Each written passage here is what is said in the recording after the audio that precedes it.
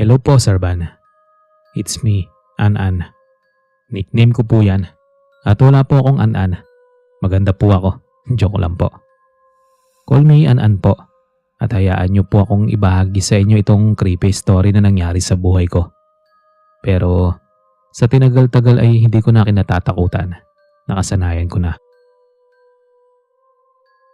Nangyari po ito noong 2022. Sa bahay po ng lola ko sa Tagum. Actually, taga Mindanao po ako. Tubong probinsya sa bayan ng Bukidnon. Noong 2022, ay lagi naming nadadala sa ospital si lola. Kasi matanda na siya. Siyempre may alta presyon. May sakit din sa puso. 76 years old na si lola nun. Patay na po pala yung lola ko ngayon. Namatay siya last December 2024. Pero nang mangyari itong kwento ko ay buhay pa si lola nun. Lagi lang naming dinadala sa ospital. Napatigil kasi ako sa pag-aaral ng time na yon for some reasons. Pasaway kasi si Inday Anaan sa school. Kaya ako ang naatasan ng lahat na mag-aalaga kay lola. Okay lang din naman sa akin kasi sobrang close talaga kami ni lola. Isa ako sa mga paborito nga po ni lola. Sip-sip kasi ako, sabi ni Ate Colleen. Malayo ang bukid doon sa Tagum. Kailangan pa naming bumiyahe ng mahigit 7 hours sa bus at 5 hours sa sasakyan. In fairness, medyo nakakaluwag-luwag din naman kami sa buhay. Kaya may sasakyan kami. It takes 5 hours ang biyahe namin papuntang Tagum. Hindi ko na lang sasabihin kung saan kami sa Tagum. Baka hanapin niyo ako. So pagdating ko doon, masaya akong makita si lola. Tapos chika with my pinsans and mga tita. Si Tita Mayet ang bunso ni lola, ang kasama niya dito sa bahay. Ngayong narito na ako ay ako nang makakasama ni lola. Kasi si Tita Mayet ay may bahay naman. Pero katabi lang ng bahay ni lola. May trabaho si tita at ang baby niya ay maliit pa. 2 years old at binabantayan ng yaya. Kami lang ni lola ang nasa bahay at ang house helper na si Ate Loring na stay in. Okay naman dito. Hindi ko lang gusto ang ambience ng bahay ni lola. Kasi ang daming puno. Diyos mio. Para kang nasa kagubatan. Idagdag mo pa yung halamang hindi ko alam kung anong tawag dito. Pero isa siyang uri ng vines na kumakalat talaga. Totally ay okay naman ang bahay ni lola na ito. Maganda nga eh. Nakaka-relax din actually ang maraming halaman na ito. At nagbibigay ng malamig na klima sa paligid. Unlike na kapag nasa labas ka ay madadamo mo yung sobrang init. Pero dito sa bakuran ni lola malamig dahil sa mga puno na nasa paligid. Refreshing din kasi maraming mga halaman, mga bulaklak na magaganda. Sakto itong vines talaga na kumakalat sa mga puno, sa bakod, pati sa bubungan ng bahay ni lola. Kulang na lang po siyang pumasok dito sa bahay. Kapag hindi natitrim ay umakit na sa bintana. Nakakatulong daw yon para hindi mainit sa loob ng bahay. Hindi ko gusto pero sige na lang. Bahay ni lola ito at hindi ko bahay. May aircon naman sana kaso ayaw ni lola at ni Ate Loring. Hindi raw sila sanay. Si Ate Loring pala ay hindi naman katandaan. Nasa 30s tingin ko. Hindi na rin kasi ako nagtanong. Hindi naman ako usyosera. Okay naman ang lahat sa bahay ni lola. Maliban sa tuwing gabi ay may kakaiba akong nararamdaman. Lalo na kapag nakapatay na ang ilaw sa loob ng bahay. Para bang may nakatitig sa'yo na hindi mo alam kung sino. Yung ganong creepy feelings. Kaya pinapaiwan ko ang ilaw sa sala. Nag-order din ako ng lampshade. Which is pinayagan naman ni lola sa kwarto niya. Magkatabi kasi kami ni lola na natutulog. Isang araw, Sabado yon. Isinama ni Tita Mayet si lola sa cardio niya sa Davao. Kaya naiwan ako sa bahay mag-isa. Umuwi rin kasi si Ate Loring sa bahay nila sa Combal. Opo, taga Compostela Valley si Ate Loring. Kaya naiwan ako sa bahay ni lola na mag-isa. Bored ako totally. Kaya lumabas ako ng bahay at nagmukmuk dun sa kubo. May kubo kasi si lola na nasa gitna ng maraming puno sa bakuran. Malawak kasi ang bakuran ni lola. So nag-ML ako doon hanggang sa inantok na ako at nakatulog. Nagising ako nang may sumitsit sa akin. Napabangon ako at palingalinga sa paligid pero wala namang tao. Tapos sumitsit na naman. Nakaramdam ako ng inis na linga dito at linga doon. Kinabahan ako bigla, Sir Van. Feeling ko tumayo ang mga balahibo ko sa balat. Tapos bigla na lang akong kumaripas ng takbo na pumasok ng bahay. Hiningal pa nga ako sa takot at kung sino man ang walang hiyang ulupong na sumitsit sa akin. Kapag mahuli ko yun ay kakalbuhin ko talaga dahil bubunutin ko lahat ng bulbul niya sa katawan. Dahan-dahan pa akong sumilip sa bintana, Sir Van. Frustration lang ang inabot ko kasi wala talaga akong nakitang tao. Napasulyap ako sa orasan sa dingding ni Lola. Pasado 12:00 na ng tanghali kaya tumungo ako sa kusina at hindi ko na lang pinansin kung sino ang nanitsit sa akin. Kakain na lang ako at mahirap na mapasma. Baka mabaliw pa ako bigla. Hapon na nang dumating na sina Lola at Tita Mayet. Kaming dalawa lang ni Lola dun sa bahay nang umuwi na si Tita. Kasi si Ate Loring ay sa linggo pa uuwi dito. Nawala na rin naman ang isip ko dun sa sitsit na yon. Baka isa lang sa mga kapitbahay namin ang nanitsit sa akin. Kinagabihan ay maagang natulog si Lola. Habang ako ay nagmumultitasking na naman. Cellphone, pa-scroll-scroll sa FB habang nanonood ng TV. May kasamang chat with friends pa yan. Hindi ko na namalayan ang oras nang bigla akong nakaramdam na naiihi ako. Kaya nagpunta ako ng CR. Ang CR pala ng bahay ni Lola ay nasa bandang likuran ng kusina. So napatakbo ako doon para umihi. Maliwanag naman din ang CR ni Lola, Sir Van. Habang umiihi ay papikit-pikit pa ako niyan. Saktong natapos ako at naguhugas na nang bigla na lang may sumitsit na naman. Nagmamadali ako. Wala kasi talagang ibang tao rito maliban sa amin ni Lola. Imposible namang si Lola ang sumitsit sa akin. Natakot na akong nagmamadaling lumabas ng CR. Grabe yung sitsit. Nakatatlong sitsit na siya nang wala akong nakikitang tao. Nagtayuan na naman ang balahibo ko. Pati yata balahibo ko sa kilikili tumayo na. Sir Van, tumakbo ako pabalik ng sala na nanlalamig at kinakabahan. Ikinalma ko ang sarili ko bago sinilip si Lola. Pero tulog na tulog ang lola ko. With matching hilik pa nga. Para akong sira na palingalinga sa paligid kung may tao ba o wala. Pero wala naman talaga. Naiinis na ako noon. Kasi parang pinaglalaroan yata ako dito sa bahay ni Lola. Napasulyap ako sa orasan. Pasado 12:00 na ng gabi. 12:13. Para akong may sayad na nakatiyad habang pinatay ang TV at binunot ang wire mula sa saksakan. Nakatiyad pa rin akong tumungo sa kwarto ni Lola. Doon ako tumakbo sa tabi ni Lola at nagtalokbong ng kumot. Sir Van, hindi ako makatulog na pabaling-baling sa higaan. Nakamulagat lang ang mata ko hanggang sa madaling araw na akong nakatulog. Hindi ko na napansin anong oras na. Alam kong madaling araw na yon. Kasi nag-iingay na ang tandang ni Tito Paul na asawa ni Tita Mayet. Nagising akong maaga sa tunog ng alarm clock ko. Kailangan kong gumising ng maaga kasi may mga gamot si Lola na dapat naiinom sa tamang oras. Kahit pasaway ako pero masunurin po ako sa trabaho, lalo na pagdating kay Lola. Masaya nga si Tita Mayet sa akin kasi nakikita nila kung paano kong alagaan ang Lola ko. Matanda na kasi talaga si Lola at ulyanin na. Ayaw niya maligo kaya kung ano-ano na lang ang ginagawa ko para kumbinsihin si Lola na maligo na maaga. Buti na lang din unlimited ang pasensya ko sa Lola ko. Mahirap talaga mag-alaga ng may sakit na matanda at ulyanin na. Kailangan mo ng mahabang pasensya at sipag. Naalala ko pala ang nangyari kagabi. Kaya sobra akong kinakabahan talaga.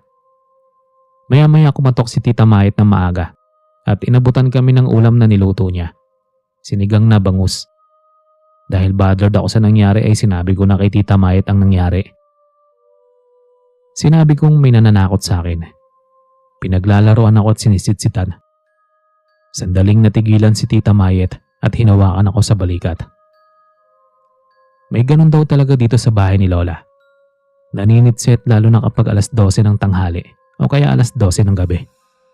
Wala rin naman daw ginagawang masama at wala naman silang nakikitang tao. Basta lang may sumisitsit.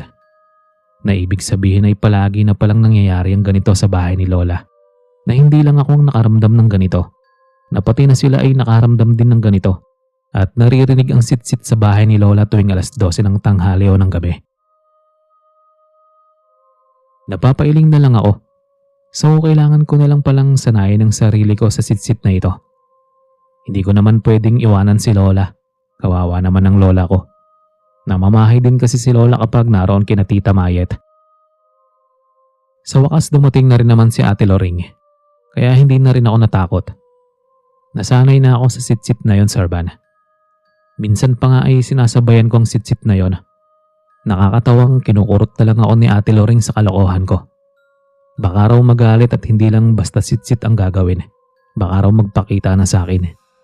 Natakot naman ako sa sinabi ni Ate Loring. Kaya hindi ko na ulit pinaglaruan ang naninitsit na yon. Hinahayaan ko na lang siyang manitsit at hindi na ako natatakot sa kanya ngayon.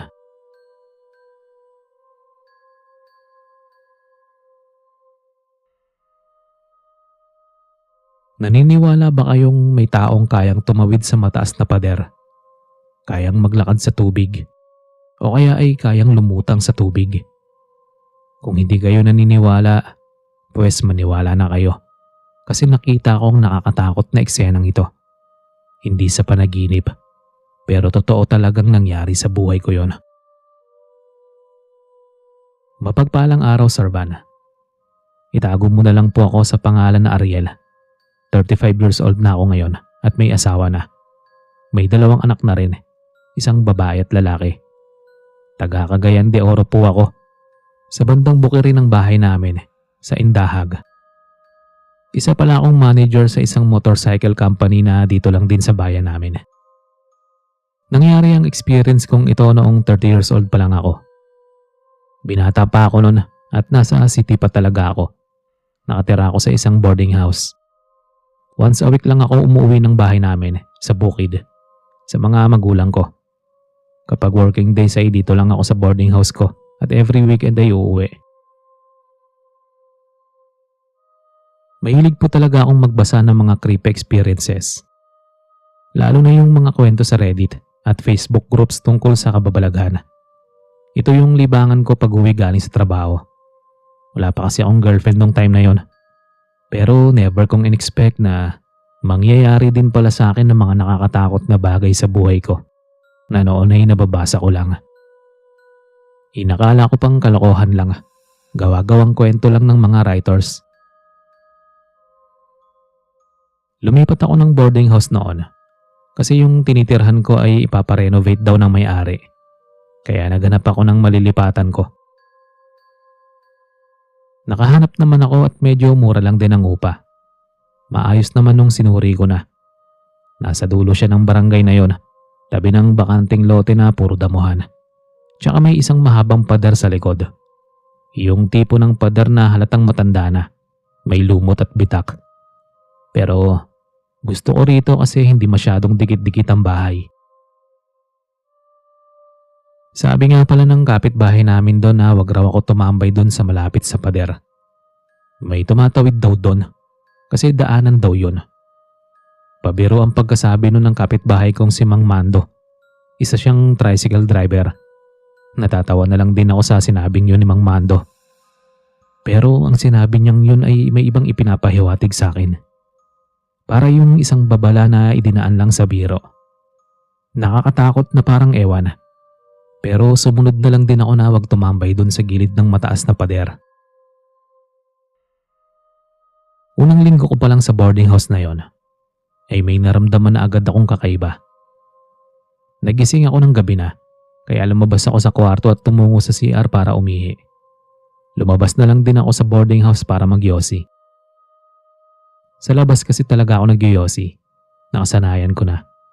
Respeto yun para sa mga ka-boardmate kong hindi nagyosi. Isa pa, may ka-boardmate kaming may anak na nasa 5 years old lang. Isang bibong batang lalaki, kaya ayokong makaistorbo sa kanila. Kaya tumungo ako sa may likuran ng bahay. Hindi ko pansin anong oras yon. Tahimik ang paligid, malamig, tapos habang nakaupo ako, may narinig akong kaluskos mula sa bakanting lote. Parang galing doon sa mataas na pader. Napada akong tingin ko doon. Wala naman akong nakita kaya binaliwala ko na lang. Pero ilang segundo lang, namilog ang mga mata ko sa nakita akong isang babae. Nakaputi, mahabang buhok, walang saplot sa paa. Tumawid mula sa kabilang bahagi ng pader. Walang bakas ng effort. Parang dumulas lang siya sa mismong konkretong pader. Parang lumutang lang sa ere. Hindi ako nakagalaw sa nakita ko, Sir Van. Wala rin akong boses. Hindi ko mahagilap ang boses ko. Pero gusto kong sumigaw talaga sa takot. Para lang akong ipinako sa kinatatayon ko nang dumaan ng babae sa tapat ko at pumasok sa kabilang bahay. Boarding house din yung malaking bahay na nasa tabi lang din ng bahay namin. Hindi ako makagalaw. Pumikit ako. Baka guni-guni lang. Pero gising talaga ako. Tama ang nakita ko. Hindi malikmata, kundi totoo talaga. Sinampal ko pa nga ang pisngi ko para magising ako kung nananaginip man ako. Pero totoo talaga. Kaya nang mahimasmasan ako ay napatakbo na ako sa loob ng boarding house namin. Diretso sa kwarto ko. 12:03 ang oras kaya sa tingin ko nangyari yun kanina ay 12:00 talaga ng hating gabi. Hindi na ako nakatulog kahit anong posisyon ang gawin ko, Sir Van. Nakadilat lang ang mga mata ko sa kisame hanggang mag-umaga na. Hanggang sa nagising na lang din ang mga kasama ko at nagkape. Hindi ko na agad sinabi sa mga kaboardmate ko ang nakita ko. Ayokong takutin sila. Ayoko ring baka isipin ng mga ito na may sayad ako. O worse, baka isipin nilang adik ako. Isipin mo yung nakakita ako ng babaeng tumatawid sa mataas na pader. Kung may hagdanan man sa kabila, given na makakaakyat siya sa pader. Pero siguro naman mahihirapan siyang bumaba. Tatalon siguro siya. Paniguradong mababalian pa siya ng buto pagbagsak niya sa lupa. Pero kapag iisipin ko ang nakita ko kagabi, masyadong flawless ang pagbaba niya sa pader, Sir Van. Lumulutang lang siya sa ere. Hindi man lang tumapak sa lupa ang mga paa niya. Kasi nakapaa lang siya, kaya tiyak marurumihan ang paa niya kasi maputik ng gabing yon. Umulan kasi nung 7:00 ng gabi. Pero malinis ang paa niya, na ibig sabihin hindi siya nakaapak sa lupa. Nung mga sumunod na araw ay okay naman na ulit. Kasi hindi na ako nagising ng hating gabi. Wala na akong kakaibang na experience. Hanggang sa mga sumunod na linggo, umabot na ako sa boarding house ng 1 buwan. Gusto ko na talaga sa boarding house na ito. Nakilala ko naman ng ibang tao ron. Pero hindi ko talaga nakita ang babaeng dumaan sa pader sa lugar namin. Lalo na dun sa bahay na pinasukan niya. Pero curious talaga ako. May 3 babaeng Muslim kasi doon na kapag lumalabas ng boarding house ay nakasuot ang bandana. Mukha lang ang nakikita. Sorry hindi naman talaga ako naninira sa mga Muslim. Pero totoo talaga na may 3 babae doon na Muslim na laging nakasuot ng bandana. Pero ganun naman talaga sa kanila, di ba? Kaya curious talaga ako kung isa ba sa kanilang 3 ang babaeng yon, Sir Van. Hanggang sa kinabukasan, ay nagising akong nagkakagulo ang mga kaboardmate ko sa sala. Hindi ko alam kung anong nangyari, kaya nakiusyoso na rin ako. Si Mildred pala umiiyak. Hating gabi, nagising daw siya kasi may narinig siyang naglalakad sa labas ng kwarto nila. Ang tunog daw ng paa ay parang basa ang sahig. Akala niya si Ate Cheng na isang kaboardmate naming laging gabi na umuuwi kasi sa call center nagtatrabaho. Pero paglabas niya, nakita niyang tulog na tulog si Ate Cheng sa sofa sa sala. Paglingon niya sa may pintuan ng likod, may nakita raw siyang anino ng babae. Kaya nagtaka siyang nilapitan ng pinto.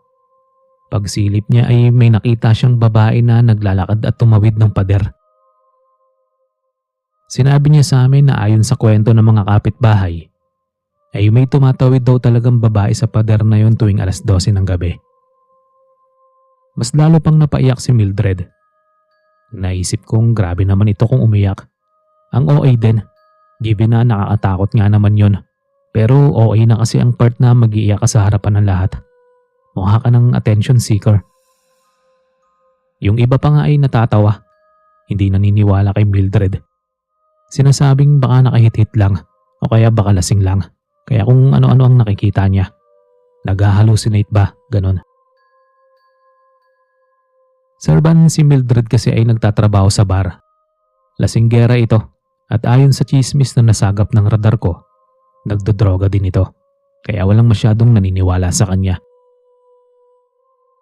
Nanahimik na lang din ako. Kasi baka isipin din ng iba doon na adik ako at nagdodroga din. Mahirap yun. Matukhang pa tayo nang wala sa oras. Ilang gabi pa ang lumipas. Okay na rin naman. Wala nang nagrereklamo na nakakakita ng babaeng tumatawid sa pader. Nakakatawang isipin para lang siyang superwoman kung tutuusin. Hanggang sa isang araw, ay nagkayayaan kami ng mga ka-boardmate naming mag-inuman sa loob ng boarding house. 5 kaming mga lalaki at ang isa ay yung may asawa at anak na.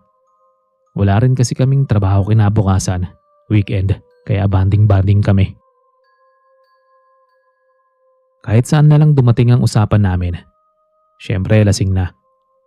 Mag-aalas 12 na nun nang bigla akong naihi. Kaya tumungo ako sa CR. Paglabas ko doon ay naisip kong magyosi. Kaya lumabas ako doon sa likod ng bahay. Doon ako dumaan sa likod na pinto.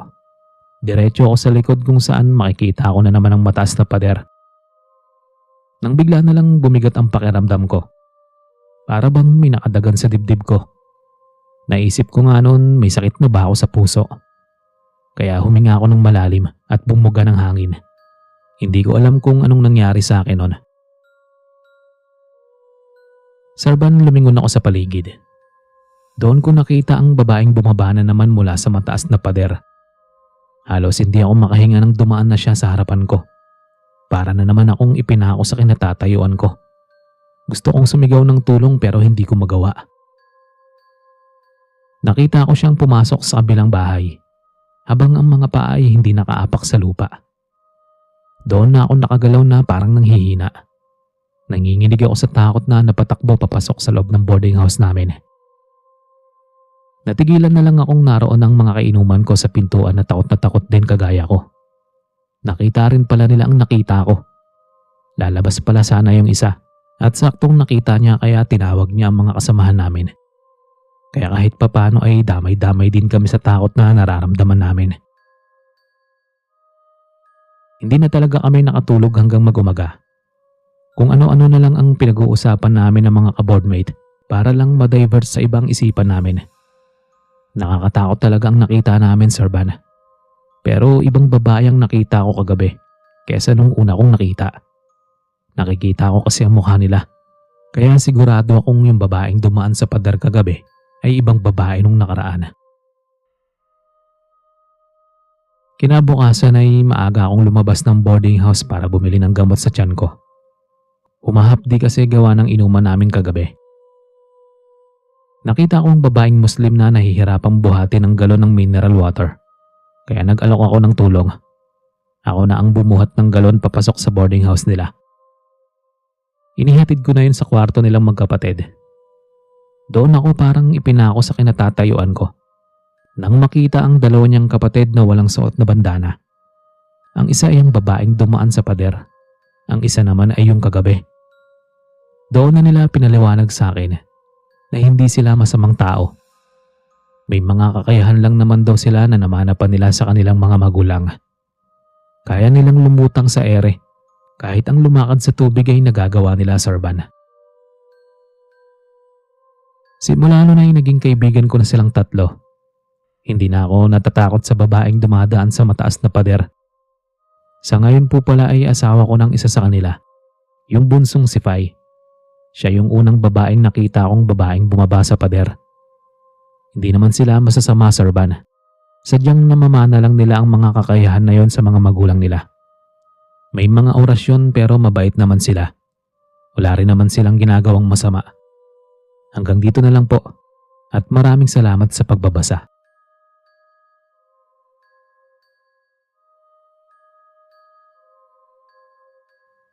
Naniniwala ka ba sa lamat? Ito ay isang uri ng panlilinlang ng tao, gawa ng mga masasamang elemento o demonyo sa paligid. Hindi naman sana ako naniniwala sa ganito noon, hanggang sa ako na mismo ang nakaranas nito. Magandang araw po, Sir Van. Itago niyo na lang po ako sa pangalang Ben. Binata pa. 25 years old at nagtatrabaho sa call center. Nangyari itong karanasan ko noong nakaraang taon lamang. Hanggang ngayon ay hindi ko pa rin maipaliwanag yon, o talagang inaantok na lamang ako ng mga oras na yon. Isang araw sa uwian na namin, late na ng gabi, bandang alas 11 pasado, nang maisipan kong dumaan sa isang 24 hours na tindahan sa tabi ng kalsada. Nagmumotor lang kasi ako pauwi sa aming baryo. Medyo may kalayuan din ang trabaho ko sa bahay namin. Pauwi na ako mula sa isang overtime sa trabaho. Pagod at gutom. Dapat sana ay alas 8 ang uwi ko pero kailangan mag-overtime kaya alas 11 na ako nakalabas. Idagdag pang inaantok na talaga ako nung time na yon. Kaya kailangan kong itabi muna sa daan ng motor ko. Kailangan ko muna ng pampagising. Kahit sana balot lang. Pero parang binibiro ako ng tadhana. Kasi wala talaga akong nadaanan na nagtitinda ng balot. Wala talaga akong nakita na nagtitinda sa tabi ng kalsada. Hanggang sa nabuhayan ako ng loob nang makita sa unahan ng nakabukas na 24 hours na convenience store. Tumigil ako sa parking space at nagunat ng mga kamay. Ilang ulit pa akong humika bago bumaba sa motor ko. Minsan kapag ganitong inaantok ka na at gutom, ito madalas ang dahilan ng aksidente sa mga kagaya kong call center agent na umuwi pa na nagmumotor. Kaya kailangan kong magising. Kakain na lang muna ako. Ayoko rin kasi mag-boarding house kasi hindi ako sanay mag-isa. Kahit binata na ako at 25 years old na, ay umaasa pa rin ako kay mama, lalo na sa mga labahin ko. Oo, mama's boy ako at hindi ko pwedeng hindi nakikita si mama ng ilang araw. Mamimiss ko si mama ko. Bunso ako sa amin, kaya alagang-alaga ako ni mama. Madalas akong dumaan dito sa convenience store na ito para kumain. At kadalasan ay may kaunting tao sa ganitong oras. Kaya nagmamadali na akong pumasok. Pagod at gutom na talaga ako. Pagdating ko, napansin kong tila mas tahimik ngayon kaysa karaniwang bumibili ako sa lugar na ito. Wala gaanong sasakyan o tao sa labas. Bukas ang ilaw ng tindahan pero may kung anong kakaiba. Lumapit ako at binuksan ang pinto. Narinig ko ang tunog ng bell na karaniwang bumabati sa mga pumapasok. Pero walang bumungad na cashier o bantay. Nakapagtataka. Kaya naisip kong baka umihi ang cashier o kaya may ginagawa. Naglakad ako papunta sa mga racks ng pagkain. Tahimik ang buong lugar. Wala ring ibang customer. Hindi ko na kailangang pumila. Naisip kong baka nasa likod lang ang cashier o nagre-restock ng mga paninda. Pero habang naglalakad ako sa pagitan ng mga shelves, napansin ko ang kakaibang lamig na tila sumisingaw mula sa loob ng tindahan. Hindi naman ganito kalamig dati, kahit pa malakas ang aircon. O sadyang delusional lang ako ngayon kasi ang sarap ng matulog. Kinuha ko ang isang pack ng instant noodles, biskwit, at energy drink. Pagkatapos naglakad papunta sa counter. Pero nang sumilip ako sa harap, wala pa ring tao. Hello? Tawag ko. Nagrereklamo na ako kasi nga wala talagang tao. Nasaan ba ang dakilang cashier dito? Gutom na talaga ako. Sabi ko pa. Wala kasing sumagot sa pagtawag ko. Nang muli akong sumilip sa likod ng counter, napansin ko na tila may bahagyang bukas na pinto sa isang maliit na kwarto sa likod. Doon nakatambay ang mga empleyado. May ilaw na sumisilip mula sa maliit na siwang ng pinto. Kaya't naisip kong baka naroon lang ang cashier. Nagdesisyon ako maghintay ng ilang minuto. Pero habang patuloy akong nakatayo sa harap ng counter, naramdaman ko ang kakaibang presensya. Parang may mga matang nakamasid sa akin kahit wala akong nakikitang ibang tao. Dahan-dahan kong inilapag ang noodles sa counter at nag-isip na umalis na lang nang hindi bumili. Pero gutom na ako eh. Napasulyap ako sa relo ko. 12:00 na pala ng gabi. Mabagal kasi ang takbo ko kanina para safe kasi antok na antok ako sa kalsada. Naghahalo na ang nadarama ko sa Urbana. Nababagot, naiinis sa cashier kung saang lupalop ba siya ng tindahan tumungo. Pagod, gutom at antok. Napabugan na lang ako ng hangin at nirelax ang sarili ko kasi kakaiba talaga ang nararamdaman ko. Yung nananayo ang balahibo ko na parang may iba akong kasama na kahit wala namang tao. Kinikilabutan talaga ako at hindi ko mapigilan ang pananayo ng balahibo sa batok ko. Kaya inilapag ko na lang ang pagkaing bitbit ko sa counter at nakapagdesisyon na lumabas na sa lugar na ito. Pero bago pa ako nakalabas, ay may narinig akong parang bumukas na pinto at sumara ulit. Kaya tumawag ako kung may tao ron. Wala na namang sagot. Tanging malamig lang na hangin na hindi ko alam kung saan galing kasi sarado naman ang buong tindahan. Idagdag pa yung tila maraming nagmamasid sa akin. Lumabas na talaga ako at walang lingon-lingon na tumungo sa motor ko sa Urbana. Pero bago pa ako makalayo ay nakita kong naroon na ang cashier. Kaya galit na galit akong bumalik sa loob. Pero laking gulat ko nang madilim sa loob pagpasok ko. Tanging ilaw na nagmumula sa labas ng gusali ang nagbibigay ng ilaw sa loob. Walang tao at madilim. Anong nangyari sa convenience store na ito? Napatakbo ako palabas pero hindi ko na maaninag ang pinto. Kaya kinuha ko ang cellphone ko at pinailaw ang flashlight. Doon ko nakita ang isang taong nasa harapan ko. Ngunit nang nailawan siya ng cellphone ko ay wala siyang muka. Agad akong napaatras. Nanginginig ang mga kamay kong hawak ang telepono ko. Hindi ko maintindihan ang nangyayari. Pero isang bagay ang sigurado. Hindi ito normal. Nagmadali akong tumalikod at naglakad palayo. Palabas ng madilim na convenience store. Ngunit bago pa ako makalabas ng tindahan, narinig ko ang tunog ng pinto sa likod ng counter na muling bumukas. Paglingon ko, mas marami pang mga empleyado ang lumabas. Naka-uniform. Pero nakayuko at hindi sumasagot. Hindi na talaga normal ito. Napatakbo ako palabas, Urbana. Mabuti na lang natanaw ko ang pinto. Tumatakbo ang isip ko. Nagtatanong kung anong nangyayari sa lugar na ito. Sino ang mga ito? At bakit sila ganito? Ano bang nangyari sa convenience store na ito? Mabilis akong tumakbo sa motor ko. Pero pagdating ko sa labas, napansin kong iba ang itsura ng paligid. Ang kalye, na dati ay puno ng ilaw mula sa mga poste ay madilim. May ilang ilaw pero nasa gilid ng kalsada lang. Pasado 12:00 na nang makita ko ang telepono ko. 12:10 na. Ilang minuto lang ang lumipas simula nang pumasok ako sa lugar na yon. Ngayon ko lang na-realize na hindi convenience store ang pinasukan ko. Nagulat na lang ako nang sitahin ako ng gwardiya. Ano raw ang ginagawa ko dito sa gusaling ito? Takang-taka siya sa akin na inakbayan ako at itinuro ang convenience store na nasa unahan pa ng kalyeng ito. Nagkamali ako ng lugar na pinasukan. Ang pinasukan kong lugar ay isang abandonadong gusali ng dating convenience store. Lumipat na sila pero nakapagtatakang alam ko naman yun. Bakit dito talaga ako tumigil sa lugar na ito? Bakit bukas ito kanina nang pumasok ako? Maliwanag pa nga. Dong, gilamat man ka. Sabi ng gwardiya sa akin sa dialekto naming Bisaya. Kinilabutan talaga ako, Sir Van. At nagpapasalamat sa gwardiya na nagrubing ng mga oras na yon. Paglingon ko sa pinasukan kong gusali, ay hindi ko alam guni-guni ba yon, panaginip o totoong nangyari. Mabagal ang pagpapatakbo ko sa motor. Tuluyang nawala ang antok ko, Sir Van.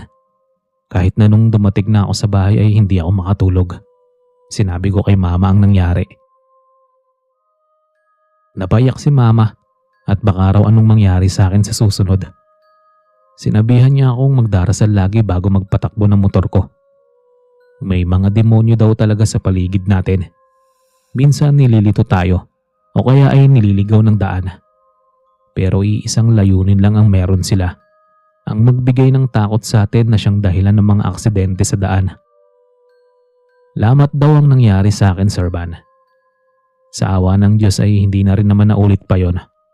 Siguro gawa lang yun ng sobra kong antok. Baka natutulog na ako noon habang nagmamaneho ng motor at kung saan saan na lang ako huminto. Nananaginip na convenience store ang pinasukan ko. Kahit isang abandonadong gusali pala ito. Hanggang dito na lang po, Sir Van. Maraming salamat po sa pagbibigay mo ng oras sa kababalaghang kwento ko sa buhay. Ben po, call center agent.